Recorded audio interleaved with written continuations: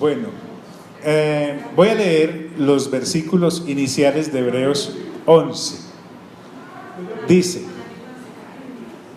es pues la fe, la certeza de lo que se espera, la convicción de lo que no se ve, porque por ella alcanzaron buen testimonio los antiguos.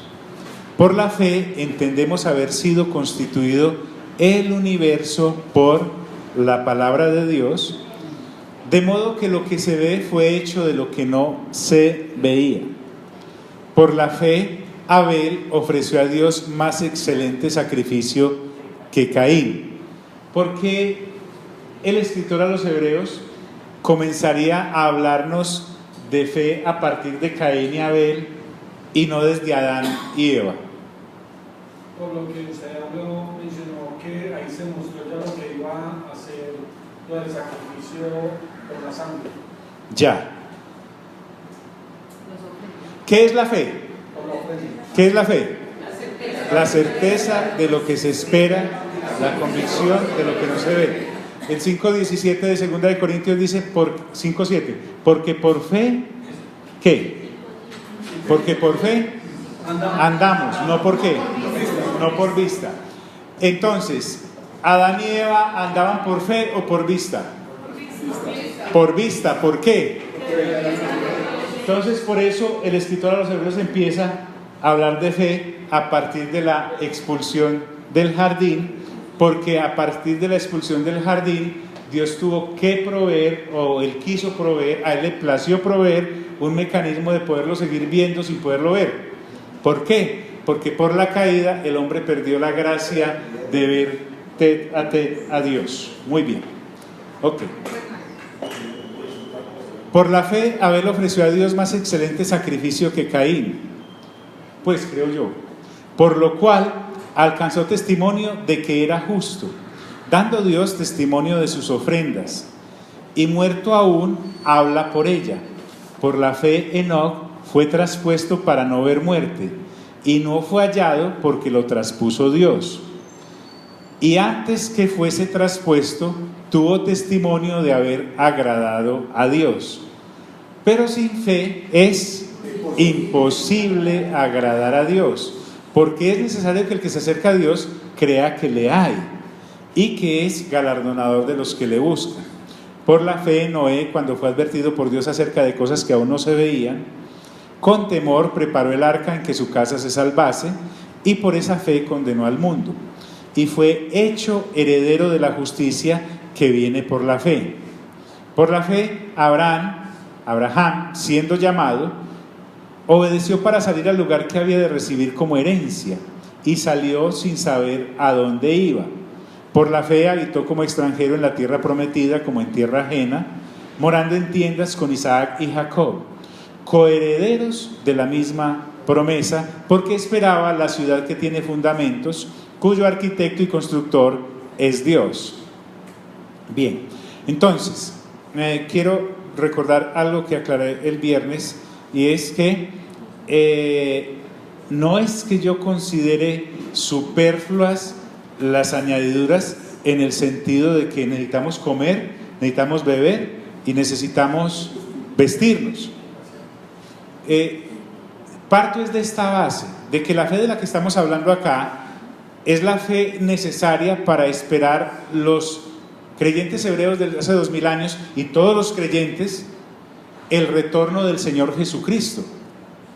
Cuando hablo de las añadiduras de la forma del Evangelio de las añadiduras, no es peyorativo, porque comer es importante, vestir es importante y beber es importante, tener la manutención es importante, pero esa cosa tan importante quedó suplida cuando el Señor Jesús dijo que las personas que andan preocupadas por esa es porque son paganas, es decir, no nacidas de nuevo, pero que los que ya son hijos de Dios e hijas de Dios tienen un Padre que está en los cielos. Entiéndase eso, que va más allá de nuestro papá y de nuestra mamá o del hijo o de la hija que nos sostiene. Va más allá diciéndonos que tenemos un Padre que está en el cielo, que sabe que tenemos necesidad de esas cosas antes de que se las pidamos. Por lo tanto, en aras de la coherencia. Si Dios quiere que nos ocupemos en conocer el reino de Dios y su justicia, Él ya suplió responsablemente esas necesidades de todos los creyentes e inclusive de la gente que no conoce, porque Él hace que llueva sobre justos e injustos. Él dice eso. Entonces nosotros hablamos de esa manera, o por lo menos yo, del Evangelio de la Sanidad, no porque sea peyorativo, sino porque eso ha sido responsablemente cumplido por Dios a través de su palabra, y es real cuando lo hacemos efectivo. Y además nos tenemos, los hijos e hijas de Dios, como en el caso de Tesalónica, que eran capaces desde su propia pobreza recoger una colecta para enviársela a los hermanos necesitados de Jerusalén, y viceversa cuando ha habido necesidades. ¿Sí me hice entender en eso? ¿Está claro? Quiero dejarlo claro porque es importante que lo importante está suplido. Por lo menos, si estamos hablando del mundo venidero en el cual hemos de vivir, Hebreos capítulo 2, versículo 5, donde el jefe será otro, que es el Señor Jesús, entonces Dios no nos iba a dejar aquí tirados, porque sabe que estamos en este cuerpo que tiene necesidades a raíz de todo este asunto que venimos ya develando, pero no nos va a dejar pues llegar allá como si fuera un padre irresponsable. Pienso que está claro eso que quería aclarar otra vez. Bueno, aquí vamos a ver que la fe es unisex. Dice, por la fe también la misma que Sara. Mire que ya no la llama Sarai, sino Sara. Acompáñenme por favor a Génesis capítulo 18 inicialmente. Vamos a Génesis 18.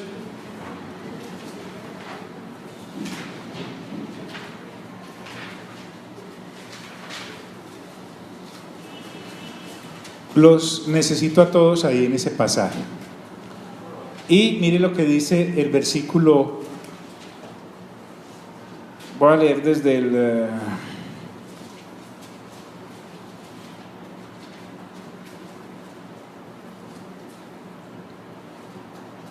9, 18:9.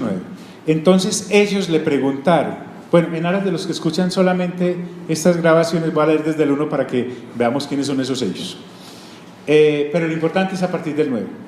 18:1. El Señor, no, lo que vamos a ver es a partir del 9 porque todo es importante. El Señor se le apareció a Abraham junto al encinar de Manré cuando Abraham estaba sentado a la entrada de su carpa. ¿Porque vivía en qué? ¿Porque vivía en qué? Porque se consideraba un qué? Un extranjero y peregrino. Muy bien. A la hora más calurosa del día, Abraham alzó la vista y vio 3 hombres de pie cerca de él. Al verlos corrió desde la entrada de la carpa a saludarlos, inclinándose hasta el suelo. Dijo: mi señor, si este servidor suyo cuenta con su favor, le ruego que no pase de largo. Haré que les traigan un poco de agua para que ustedes se laven los pies y luego podrán descansar bajo el árbol. Ya que han pasado por donde su servidor, déjenme traerles algo de comer para que se sientan mejor antes de seguir su camino. Está bien, respondieron ellos, hazlo así.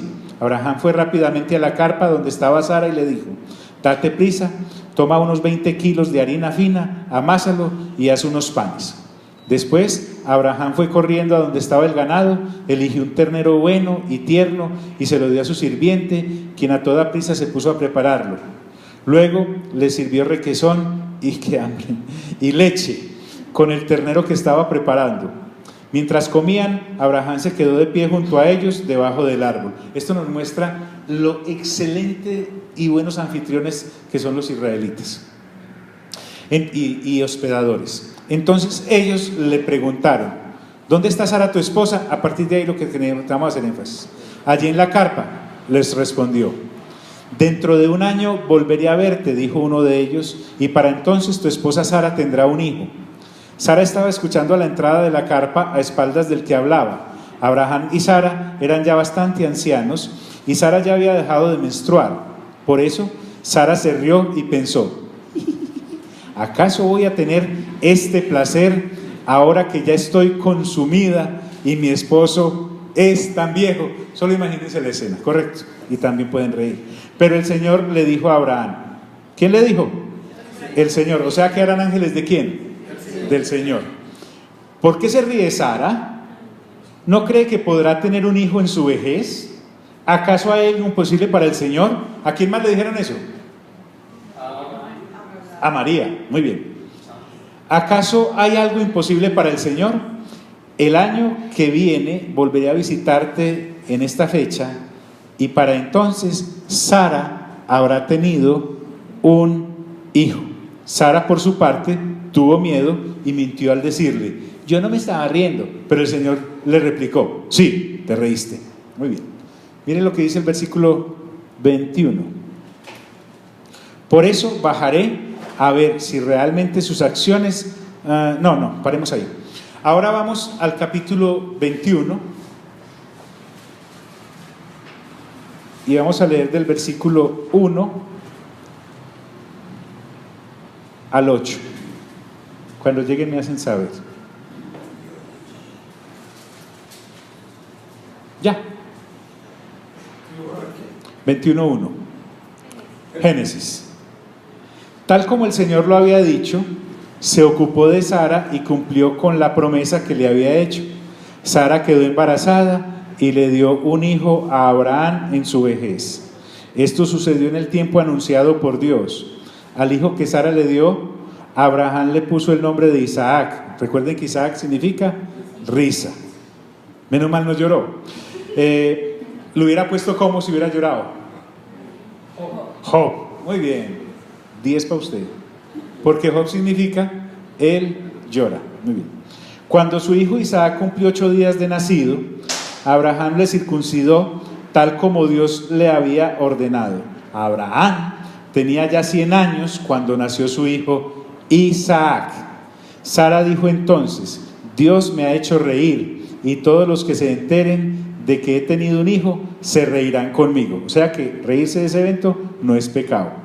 ¿Quién le hubiera dicho a Abraham que Sara amamantaría hijos?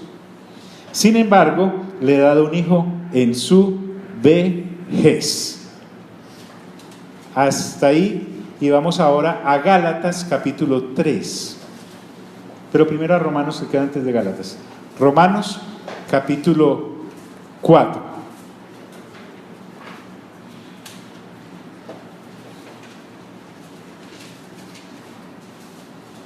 Cuando llegue me lo hacen saber, por favor.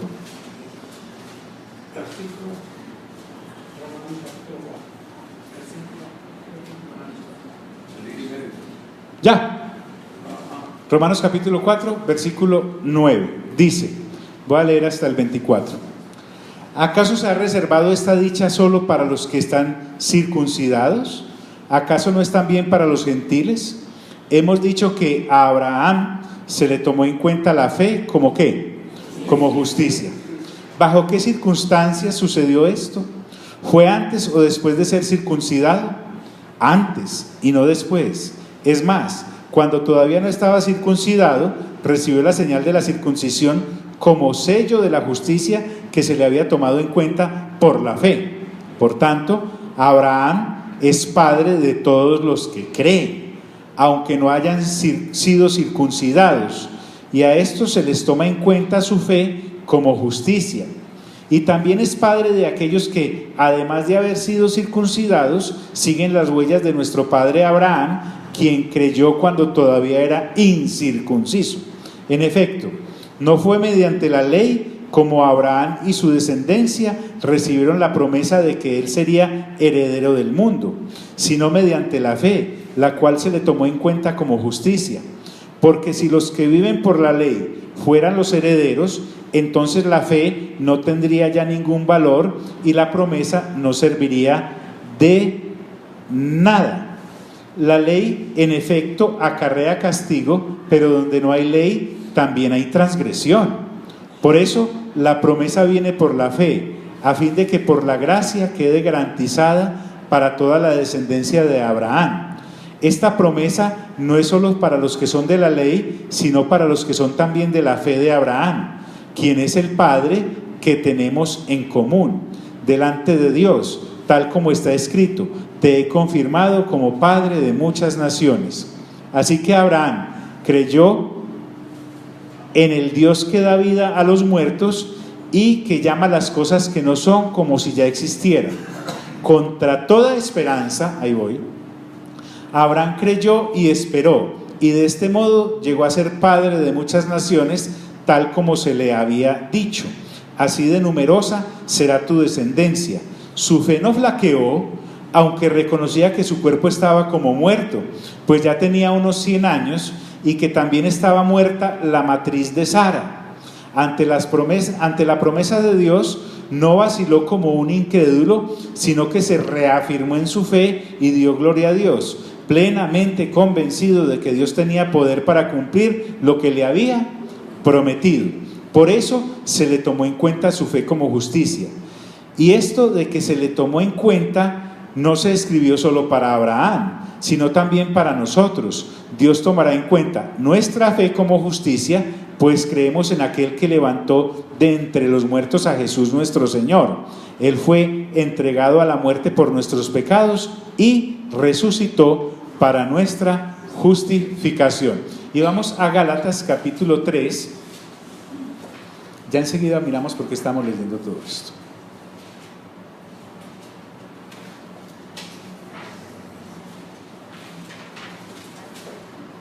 Versículos 7 al 9, dice: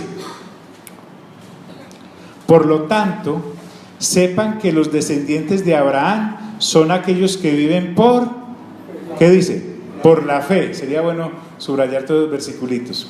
En efecto, la Escritura, habiendo previsto que Dios justificaría por la fe a las naciones, anunció de antemano el Evangelio a Abraham. ¿Por qué estamos hablando de Sara? El escritor a los Hebreos quiere recordarle a los hermanos cristianos de hace 2000 años, hebreos, que en el momento en que Abraham y Sara están en esta accionar de creerle a Dios con respecto a su descendencia, fíjense bien, ¿había o no había ley? Había. No había. La ley fue 400 y pico de años después, cuando es levantado Moisés. Por lo tanto, tampoco había ¿qué? Circuncisión. Y ellos ahora, el escritor a los Hebreos está mostrándoles que la fe venía inclusive antes de Abraham, porque empezó con Abel y empezó con la historia de Caín. Ahora ellos están incluidos dentro de esta gran familia de la fe de los hijos de Dios, siendo circuncisos, claro, siendo hebreos, claro, pero también les está aclarando que Abraham, al que ellos consideraban padre de la nación de Israel, también es padre de aquellos que no eran israelitas y que iban a llegar por la fe a la familia de Dios a través de Jesucristo, por haber creído que Jesús es la manifestación del Padre, dándonos su gracia a través de Él para reconciliarnos por el sacrificio que el Señor Jesús realizó perfectamente en obediencia al Padre y que nos ha sido revelado por el Espíritu Santo. Pero les está hablando de ellos, a ellos de la fe, porque Él quiere inculcarles que esa fe es la que ellos deben mantener, así como toda esta gente en el pasado de ellos creyó, para esperar hacia el futuro el retorno del Señor. A eso es a lo que nos va a llevar a partir del capítulo 12, pero quiere dejarlo bien fundamentado desde el 11. Entonces él dice: por la fe también Sara, siendo estéril, ya vimos, a ella ya se le había secado la matriz según esta versión. El mismo Abraham había perdido todas las capacidades de virilidad. Dice que siendo estéril recibió fuerza para concebir. Y esa fuerza la recibió porque recuerde que aunque ella se rió, ese visitante que Dios les mandó le dijo: dentro de un año tu mujer, es más, y si por allá vimos en otro pedacito, dice que amamantó. Fíjate, no solamente su matriz fue estéril y se abrió, fue fértil y se abrió, sino que sus pechos también dieron a Isaac de alimento. Recibió fuerza para concebir. Y mire qué lindo, recuerden que para Dios no hay nada que imposible. Eso nosotros lo debemos de tener bien claro. Estamos aprendiendo mucho de los hebreos, así seamos solamente observadores, pero esto también todo nos cae a nosotros. Dice: y dio a luz, y hace énfasis, aún fuera del tiempo de la edad. O sea, ella era pasada. Recuerden que si la edad que íbamos a tener era de 80 años, Sara ya se había pasado un rato, ya tenía orden de captura de Abraham también, y dio a luz aún fuera del tiempo de la edad. Pero miren por qué Sara recibió esa virtud de parte de Dios, porque creyó que era fiel quien lo había ¿qué? La misma Sara tuvo fe, dijo. ¿Quién lo dice Abraham? Dios. ¿Cuál Dios? En el que creemos y en el que venimos siguiéndolo desde el capítulo 12, ¿cierto? Él lo dice, él dice que yo voy a quedar en embarazo, que así sea, porque creyó que era fiel quien lo había prometido.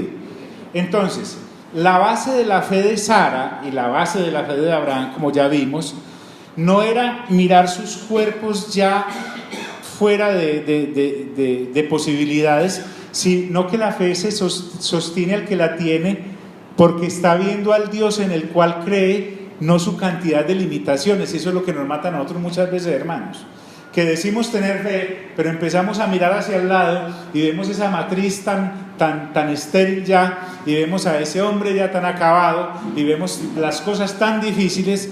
Entonces ella creyó que era fiel. ¿Quién lo había prometido? ¿Y quién lo había prometido? Dios. Muy bien. Y pasa a explicar el escritor a los Hebreos, por lo cual también de uno, y estamos hablando, vayamos a Génesis capítulo 15, por favor. Voy a leer muchos pasajes rápidamente, no nos vamos a pormenorizar, pero sí vamos a quedar con toda la información para que cada uno en casa lo pueda verificar después. Resulta que Dios hace un pacto con Abraham cuando era Abraham. Recuerden que Abraham significa Padre enaltecido, mientras que Abraham significa Padre de naciones, Padre de muchos. Ya están ahí en Génesis capítulo 15. Leo. Después de esto, sí señor. Después de esto, la palabra del Señor vino a Abraham en una visión. No temas, Abraham, yo soy tu escudo, y muy grande será tu recompensa. Pero Abraham le respondió: Señor y Dios, ¿para qué vas a darme algo si aún sigo sin tener hijos, y el heredero de mis bienes será Eliezer de Damasco? Como no me has dado ningún hijo, mi herencia la recibirá uno de mis criados. No, ese hombre no ha de ser tu heredero, le contestó el Señor. Tu heredero será tu propio hijo.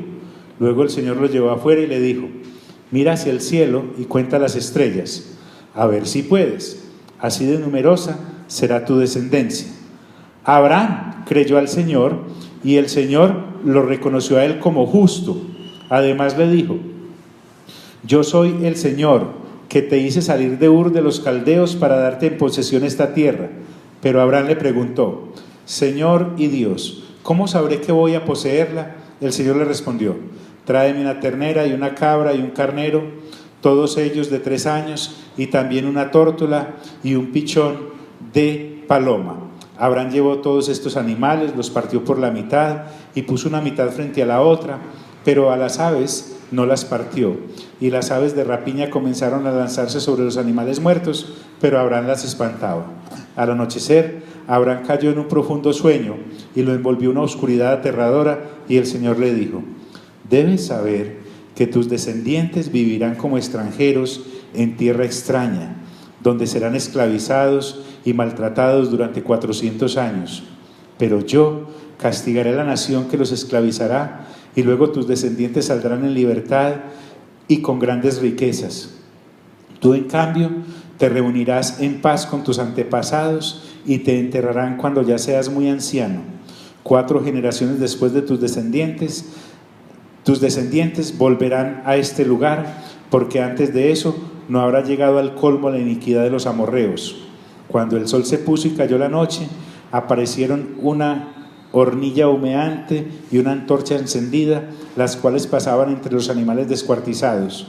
En aquel día el Señor hizo un pacto con Abraham y le dijo: a tus descendientes les daré esta tierra desde el río de Egipto hasta el gran río Éufrates. Me refiero a la tierra de los kenitas, de los kenicitas, de los cadmoneos, de los hititas, de los fereceos, de los refaitas, de los amorreos, de los cananeos, de los gergeseos y de los jebuseos.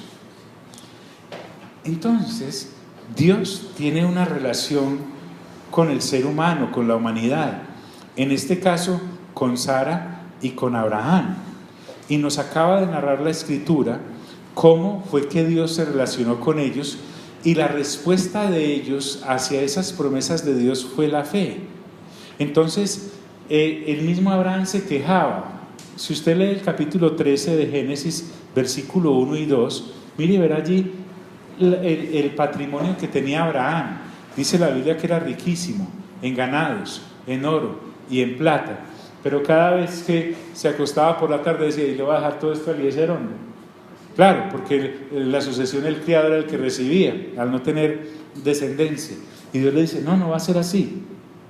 La ocupación normal de cualquier persona que quiere dejarle su herencia a alguien de la familia, a un descendiente. Dice: por lo cual también de uno, y ese ya casi muerto. Miren la Escritura cómo trata a Abraham. Muerto en el sentido de que no tenía la posibilidad de.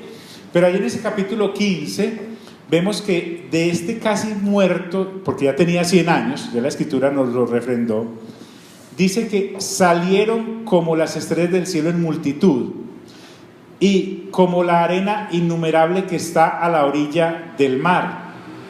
En ese orden de ideas, aquí vemos que Abraham no solamente recibe una fe inicial para creer en la promesa de Dios, sino que la fe tiene que ser perfeccionada. Esa palabra es muy importante. Repita: perfeccionada. O sea, yo recibo una medida de fe, una cuota de fe, indudablemente, pero esa fe yo voy a demostrar que la tengo en la medida en que camino, y a Dios, cuando Él me habla, le obedezco. Si no, entonces ¿para qué la fe? Porque es necesario que el que se acerca a Dios crea que le hay y que existe y que es galardonador de los que le buscan. Pero la fe también es un camino de doble vía. Yo puedo acercarme a Dios, pero Dios también se acerca a mí a través de mi fe, en el buen sentido de la palabra. Y vamos a ver más adelantito cómo la fe de Abraham llega a ser perfeccionada en el capítulo 22, cuando ahora Dios le va a pedir que sacrifique lo que le había dado. Porque es que pareciera muy fácil uno tener fe y que Dios responda a una necesidad, que es el caso que estamos viendo acá de Abraham, no tener un hijo, pero resulta que todo lo que Dios me da, ¿de quién es? De Dios. Por lo tanto, a Dios le pertenece. Es como si hubiera colocado parte de su patrimonio en mi haber, bajo mi custodia, y Él puede después disponer de él como a Él le provoque. Pero vamos a desarrollar más adelante. Y como la arena innumerable que está a la orilla del mar. ¿Qué pasa con esta gente? Dice: conforme a la fe murieron todos estos sin haber recibido ¿qué? Lo prometido. ¿Quiénes son todos estos?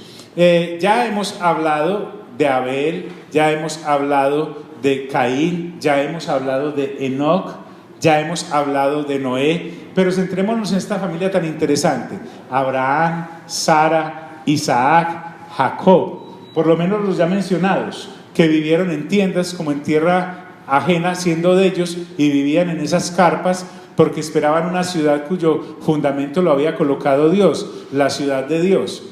Dice que conforme a la fe murieron todos estos sin haber recibido lo prometido. Miremos cómo fueron esas muertes. Vayamos ahí a Génesis 23, por favor.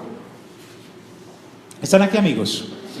Este es importantísimo. Él está colocando unas bases que será imposible destruirlas cualquier circunstancia de persecución o de daño que venga sobre aquellos israelitas que estaban teniendo la tentación de volverse al antiguo pacto y resbalar del nuevo pacto, y entonces ya Él nos advirtió lo peligroso que para ellos era eso, y para nosotros de paso. En Génesis 23, mire lo que dice desde el versículo 1. Vamos a verificar cómo se murió toda esta gente. Sara vivió 127 años y murió en Kiriat Arba, es decir, en la ciudad de Hebrón, en la tierra de Canaán. Abraham hizo duelo y lloró por ella. Luego se retiró de donde estaba la difunta y fue a proponer a los hititas lo siguiente: entre ustedes yo soy un extranjero. Siempre se confesó extranjero. No obstante, quiero pedirles que me vendan un sepulcro para enterrar a mi esposa. Los hititas le respondieron: escúchenos, Señor, usted es un príncipe poderoso entre nosotros. Sepulte a su esposa en el mejor de nuestros sepulcros. Ninguno de nosotros le negará su tumba para que pueda sepultar a su esposa. Abraham se levantó hizo una reverencia ante los hititas del lugar y les dijo: si les parece bien que yo entierre aquí a mi difunta, les ruego que intercedan ante Efrón, hijo de Zohar, para que me venda la cueva de Macpela, que está en los linderos de su campo. Díganle que me la venda en su justo precio, y así tendré entre ustedes un sepulcro para mi familia. Qué tenaz, comprándolo de él. Muy bien, Efrón el hitita, que estaba sentado allí entre su gente, le respondió a Abraham en presencia de todos ellos y de los que pasaban por la puerta de la ciudad: no, señor mío, escúcheme bien, yo le regalo el campo y también la cueva que está en él. Los hijos de mi pueblo son testigos de que yo se los he regalado. Se los regalo, entierre usted a su esposa. Una vez más, Abraham hizo una reverencia ante la gente de ese lugar y en presencia de los que allí estaban le dijo a Efrón: escuche, por favor, yo insisto en pagarle el precio justo del campo, acéptelo usted, y así yo podré enterrar allí a mi esposa.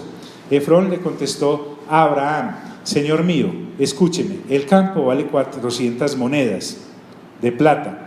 ¿Qué es eso entre nosotros? Vaya tranquilo y entierra a su esposa. Abraham se puso de acuerdo con Efrón y en presencia de los hititas le pagó lo convenido, 400 monedas de plata, moneda corriente entre los comerciantes. Así fue como el campo de Efrón, que estaba en Macpela, cerca de Manré, pasó a ser propiedad de Abraham, junto con la cueva y todos los árboles que estaban dentro de los límites del campo. La transacción se hizo en presencia de los hititas y de los que pasaban por la puerta de su ciudad. Luego Abraham sepultó a su esposa Sara en la cueva del campo de Macpela, que está cerca de Manré, es decir, en Hebrón, en la tierra de Canaán. De esta manera, el campo y la cueva que están en él dejó de ser de los hititas y pasó a ser propiedad de Abraham para sepultura. Entonces ustedes pueden notar después que Abraham también lo sepultan ahí, José también va a parar allá después de que sale de Egipto. Todas estas cosas nos muestran que ¿qué fue lo único que compró Abraham en ese pueblo? La sepultura. ¿Qué sería lo normal? ¿Haber comprado qué?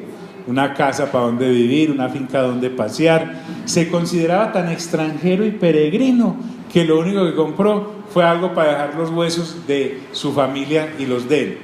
Esto me recuerda mucho un pasaje que hay en el primero o en el segundo de Samuel, cuando David comete el error de hacer un censo tentado por Satanás, uno de los viajes, y va a ofrecer un sacrificio, y este amigo de él, porque lo respetaba mucho, le dijo: no, rey, yo le regalo todo lo que usted necesite. Y David le respondió de esta manera a ese hombre: no le ofreceré nada a Dios que no me cueste.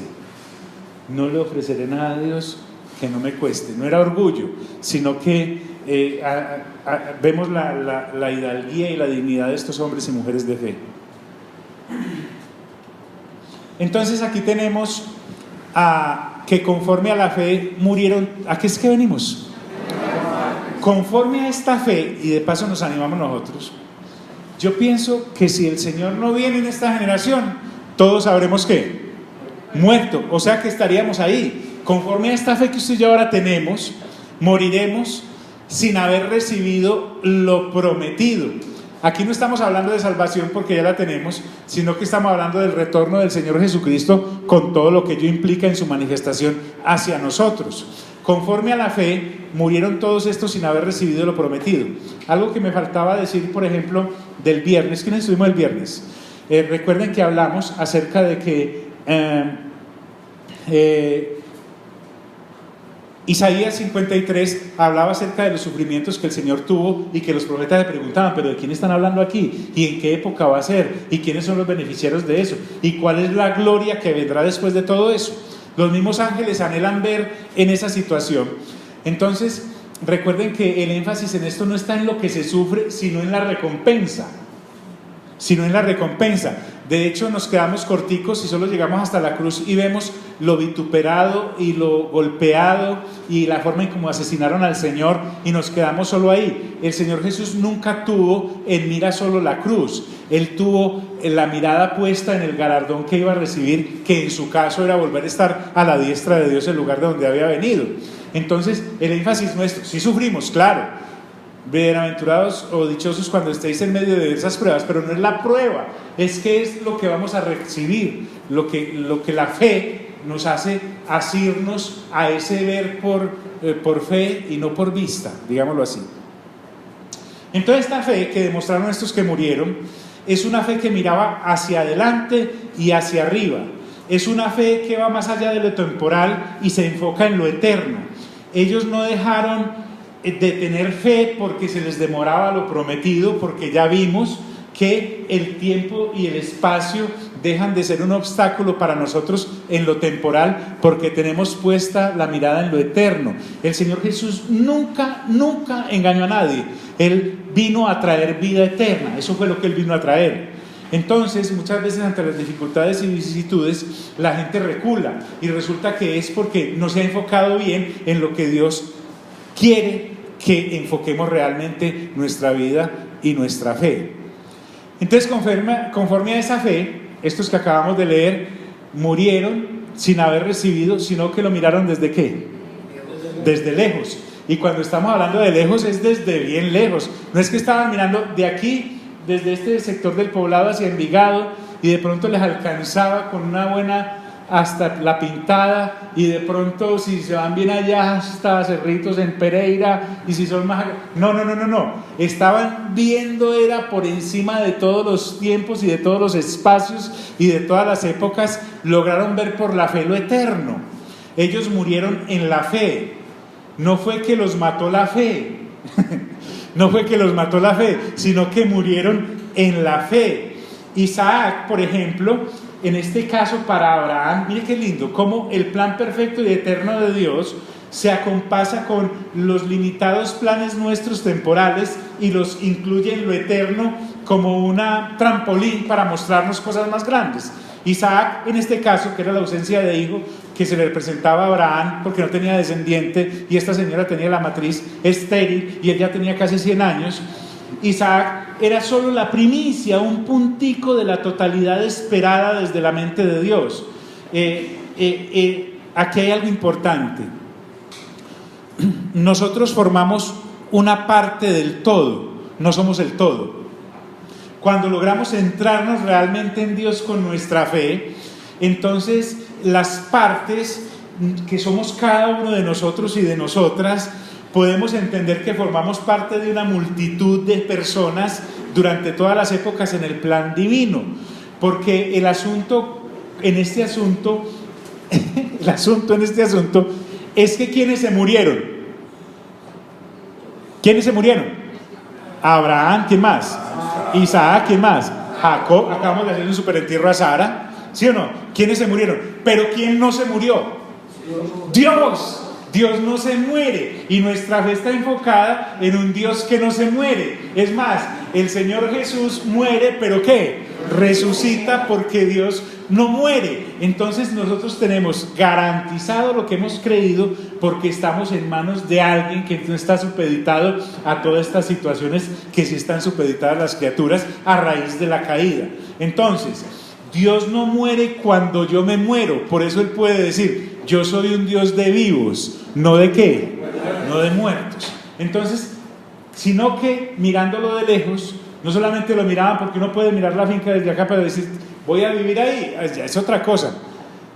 ¿Y qué? Importantísimo esto de creer, porque la fe en Dios se convierte en nuestra vida misma. No quiero apartar mis ojos de Dios y de lo eterno por mirar hacia la temporalidad de los lados.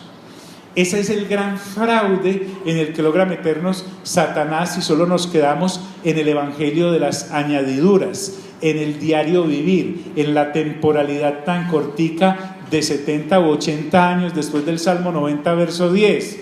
Es más, nosotros tenemos que aprender a que no solamente lo estamos viendo y creyendo, sino que además lo saludamos, porque esa es la fe. La fe es la certeza de lo que ¿qué?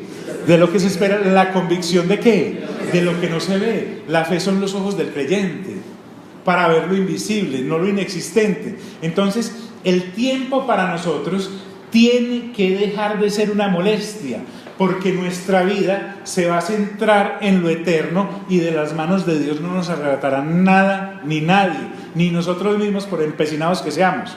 Entonces dice que además de verlo desde lejos, de creerlo y de saludarlo, empezaron a confesarlo. Miren que Abraham acá, en uno de los pasajes que leímos, les dice: yo soy un extranjero. Ya vimos que él mismo se consideraba un peregrino al vivir en carpas. Él tenía dinero con que comprar no solamente la cueva de Macpela y todo aquel campo donde se sirvió como de cementerio para su descendencia y para él mismo. No.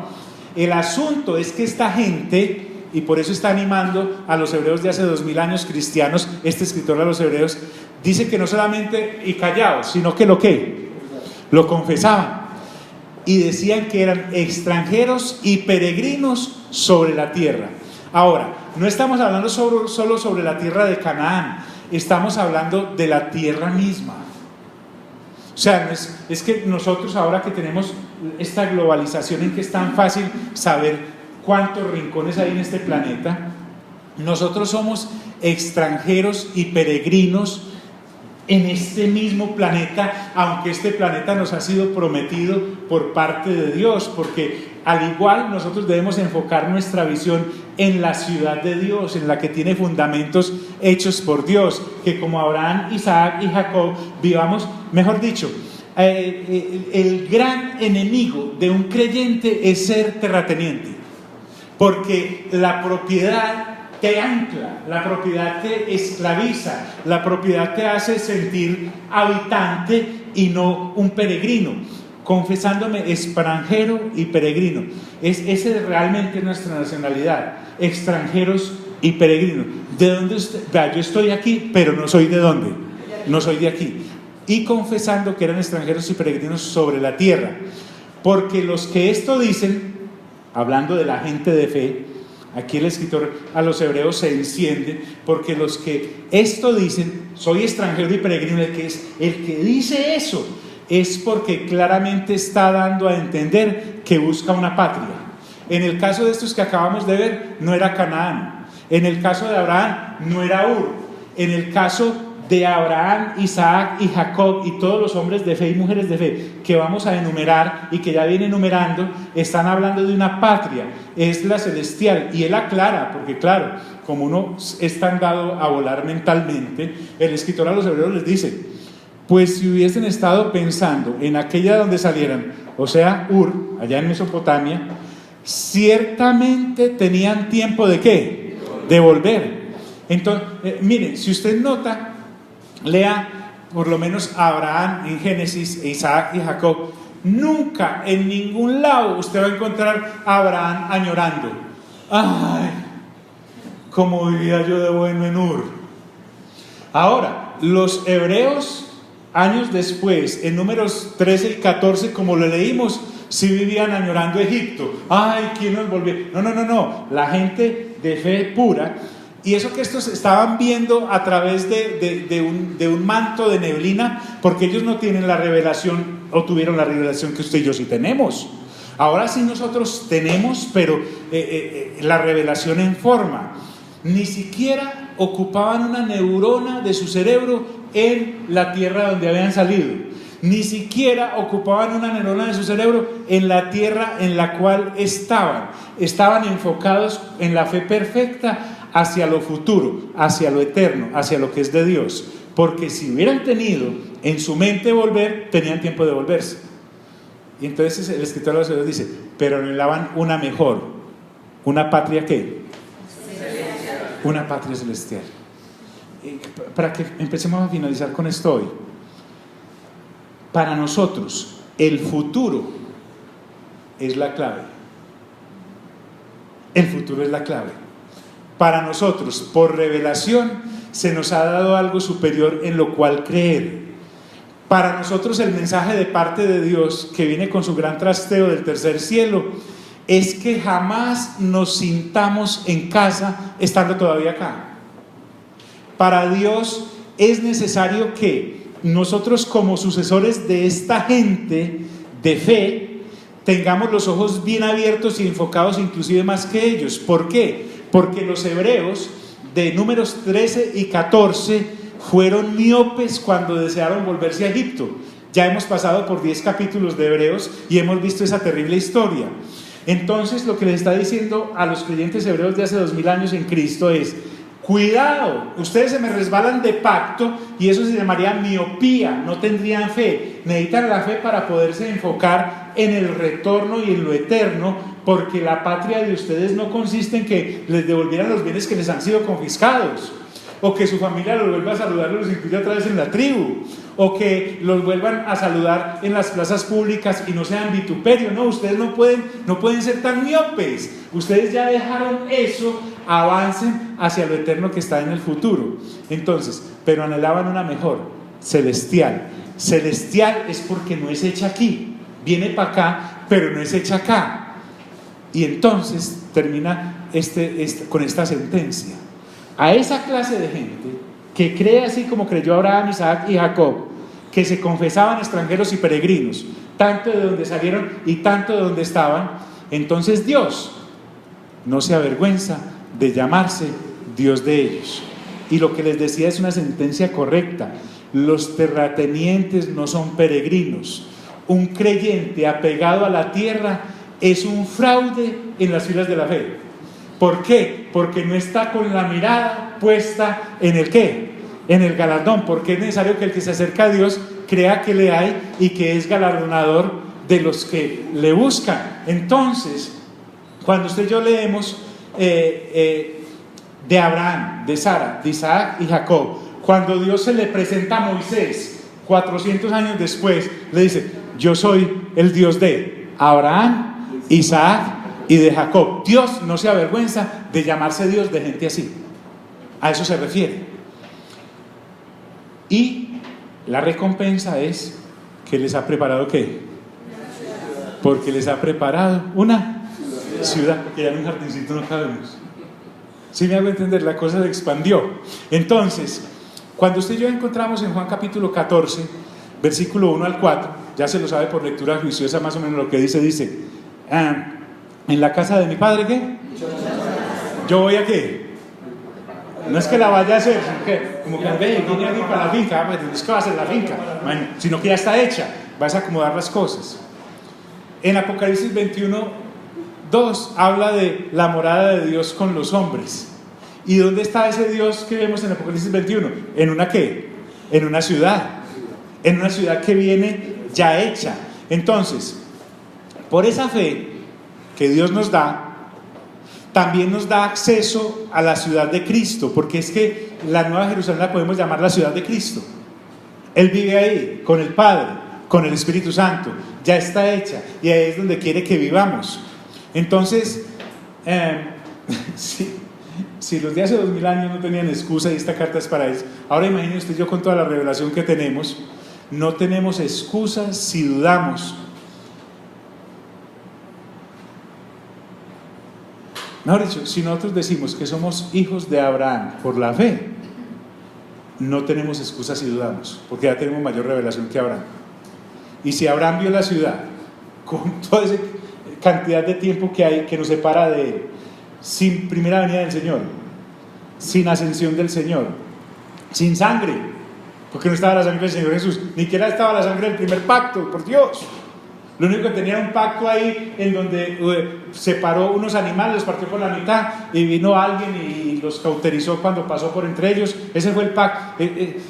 Hombre, ahora nosotros, lo que el escritor de los Hebreos le está diciendo a los hebreos de hace 2000 años es: ahora que ustedes sí tienen el verdadero Cordero, el verdadero pacto, el verdadero sacerdocio, la resurrección misma, tenemos un intercesor a la diestra, porque resulta que el Señor Jesús intercede por nosotros según el orden de Melquisedec. ¿Cómo se van a devolver otra vez a hacer sacrificios en el antiguo pacto si esa puerta ya fue cerrada? Eso es lo que les está diciendo. Entonces, en vano perdieron los bienes que les consagraron en el capítulo 10. En vano los metieron a la cárcel cuando hicieron pública su fe. Entonces, ¿todo eso fue en vano? No, no hay derecho. No habría derecho. Bien, qué emocionante. Padre, gracias por tu palabra. Sabemos que es viva y eficaz y más cortante que toda espada espada de doble filo y penetra, Señor. Permite por la renovación del entendimiento que nosotros podamos afianzarnos, porque no solamente son hijos de Abraham aquellos que son circuncidados en el pacto antiguo, sino que también antes de que circuncisión existiera, tú le hiciste la promesa y nosotros somos creyentes de la fe. ¿Por qué? Porque el pacto fue dado a Abraham, la circuncisión fue la que lo ratificó, no fue la circuncisión la promesa, sino la que ratificó lo que había sido prometido. Y tu palabra dice, Señor, que la circuncisión que vale es la que se hace en el corazón, y nosotros hemos sido circuncidados por el Espíritu Santo en lo profundo de nuestras mentes, y ahora somos nuevas criaturas. Amén y amén.